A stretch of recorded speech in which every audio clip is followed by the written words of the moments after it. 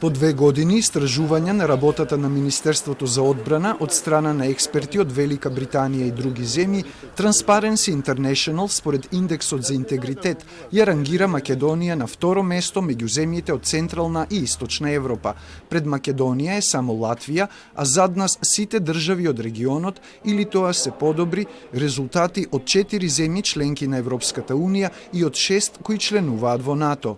Ова е посебна програма во Transparency International, која што се работи по основа на повеќе категории кои се истражуваат. Едната категорија е политички ризик, другата категорија е финансиски ризик, третата е ризик во персоналот, четвртата оперативен ризик и петтата категорија е ризикот во областа на јавните набавки.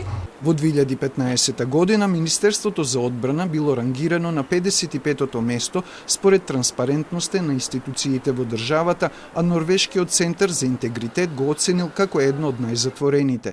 Верувајќи во правото, граѓаните да знаат каде одат нивните пари, од кога дојдов на функцијата министер во 2017 година, работевме и постигнавме ресорот одбрана денес да биде прв на табелата меѓу останатите институции на централно и локално ниво во однос на отчетноста, интегритетот во јавните набавки и транспарентноста, рече министерката Шекеринска.